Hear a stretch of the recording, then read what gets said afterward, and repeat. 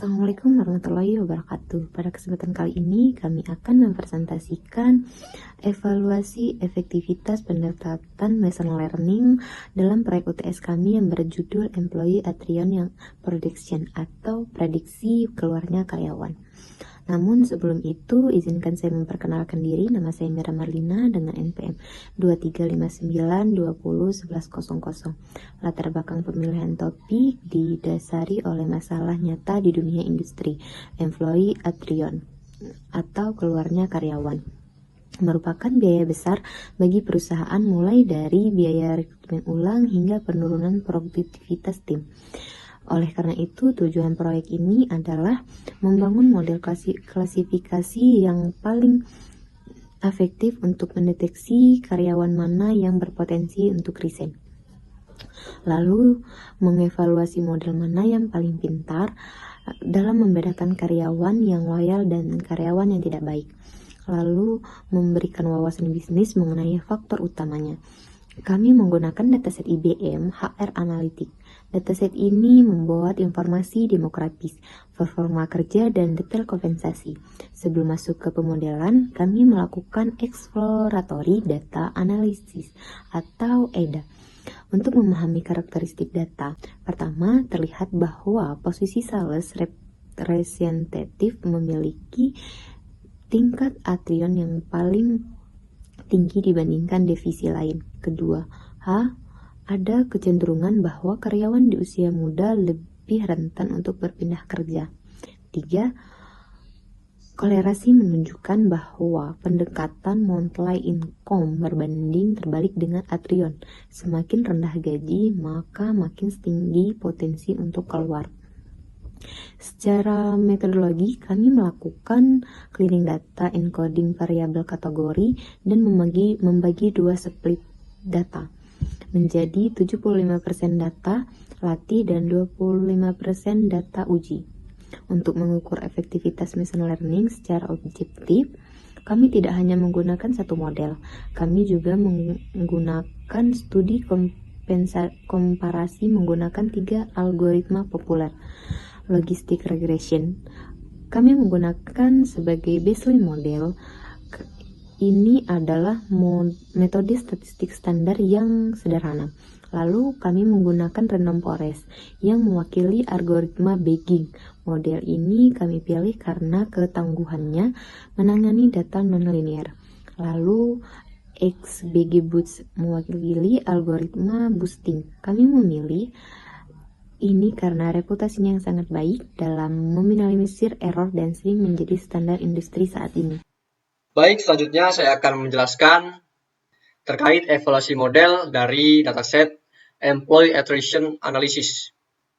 Sebelum itu, perkenalkan terlebih dahulu, nama saya Arizal Fikri, dengan NPM saya yaitu 2359201022. Pada langkah ini, saya menambahkan evaluasi model yang lebih lengkap agar hasil perbandingan antara ketiga model ini lebih jelas, yaitu antara perbandingan 3 model logistic regression, random forest, dan XGBoost.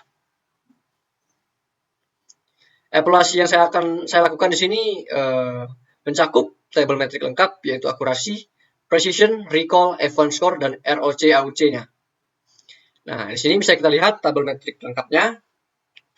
Kalau kita sekilas, akurasi ini tidak terlalu jauh berbeda. Ada di rentang 0,8 dan 0,87. Tapi meskipun ketiga model ini memiliki akurasi yang setara atau tidak terlalu beda jauh, perbedaan performa yang sebenarnya ini terlihat pada metrik sensitivitas lainnya. Di random forest tercatat angka precision-nya paling kecil yaitu 0,5, kemudian yang tertinggi diraih oleh logistic regression yaitu 0,6. Lalu angka recall yang tertinggi diraih oleh XGBoost, F1 score masih XGBoost, kemudian ROC AUC masih XGBoost. Berarti ini menunjukkan bahwa XGBoost ini memiliki performa yang paling unggul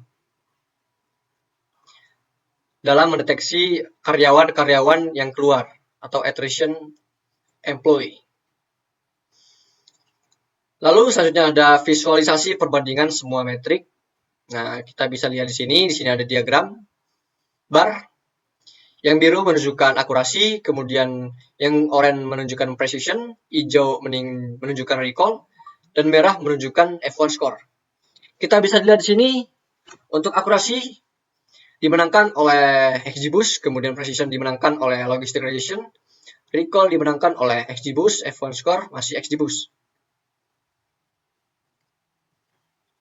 Ini memperlihatkan bahwa semua model masih kesulitan memprediksi kelas minoritas atau karyawan yang resign. Meskipun demikian, XGBoost terlihat memiliki batang hijau dan merah yang paling tinggi dibandingkan model lain, menegaskan bahwa algoritma ini paling mampu menangani ketidakseimbangan dibandingkan logistic regression atau random forest. Lalu selanjutnya yaitu ada ROC AUC curve untuk semua model. Nah, di sini ada ROC curve compression-nya.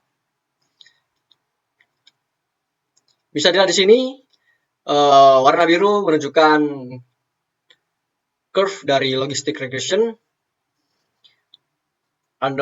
kemudian warna oranye menunjukkan random forest, dan merah menunjukkan XGBoost.